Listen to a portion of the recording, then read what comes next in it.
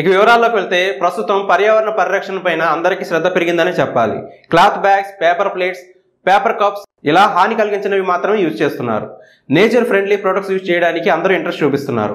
ఈ కోవకు చెందినవి పేపర్ కప్స్. ప్లాస్టిక్ వాటిల్లో ఆహారం తీసుకుంటే ఆరోగ్యానికి హానికరమని అందరూ పేపర్ కప్స్ వైపు ఇంట్రెస్ట్ చూపిస్తున్నారు. ఈ పేపర్ కప్స్లో టీ, జ్యూసెస్, మిల్క్ షేక్స్, ఇతర హాట్ అండ్ కోల్డ్ బెవరేజెస్ అన్ని సర్వ్ చేస్తున్నారు.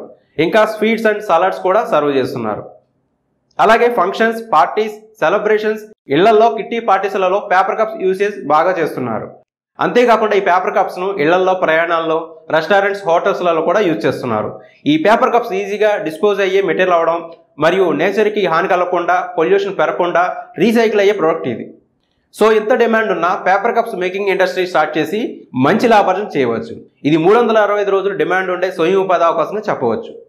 ఇప్పుడు ఈ బిజినెస్ కావాల్సిన రా మెటీరియల్స్ మరియు మిషనరీ గురించి తెలుసుకుందాం. ఈ పేపర్ కప్స్ తయారు చేయడానికి ముఖ్యంగా రా మెటీరియల్ వచ్చేసి పిఈ కోటెడ్ పేపర్ రోల్స్ కావాలి. పేపర్ రోల్ని మెషిన్కి ఫిక్స్ చేస్తారు. ఇంకా ఈ కప్స్ తయారు చేయడానికి automatic paper cup making machine ఒకటి కావాల్సి ఉంటుంది. ఈ మెషిన్ ద్వారా మనం గంటకు 2000 నుంచి 3000 వరకు పేపర్ కప్స్ తయారు చేయవచ్చు. ఈ ఇండస్ట్రీని మనం 300 to 500 స్క్వేర్ ఫీట్స్ గల ఒక గదిలో స్టార్ట్ చేయవచ్చు. 2 వర్క్ లేబర్ కావాల్సి ఉంటుంది. ఈ మెషిన్స్ మార్కెట్లో 5 లక్షల రూపాయల నుండి అవైలబుల్లో ఉన్నాయి.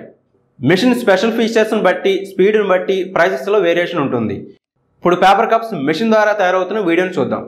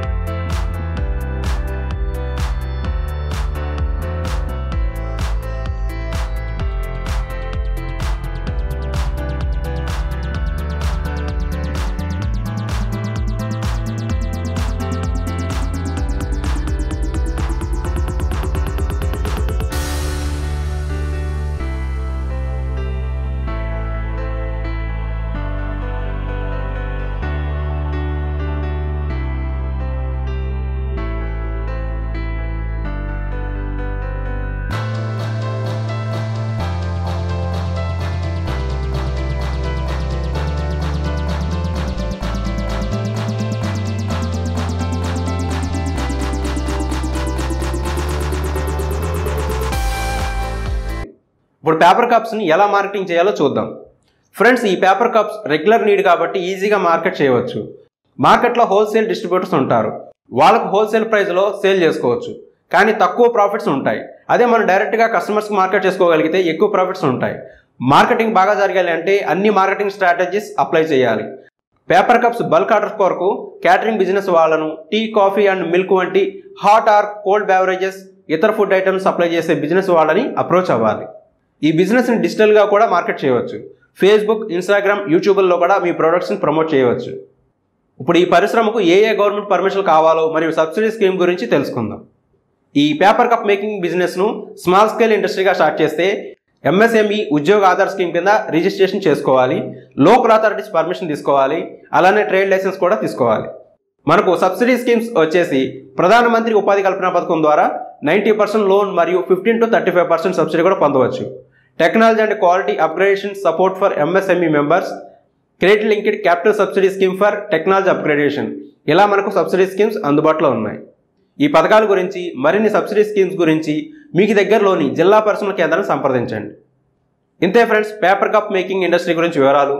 ఈ ఇండస్ట్రీ వివరాలు మీకు ఎలా అనిపించిందో మా కామెంట్స్లో తెలియజేయండి. ఇటువంటి మరిన్ని వీడియోస్ కోసం మన ఛానల్ సబ్స్క్రైబ్ చేసుకోండి. బెల్ ఐకాన్ ప్రెస్ చేసి ఆల్ నోటిఫికేషన్ ఆన్ చేసుకోండి. మరో సరికొత్త వీడియోతో మళ్ళీ మీ ముందుకు వచ్చేంత వరకు బాయ్ ఫ్రెండ్స్.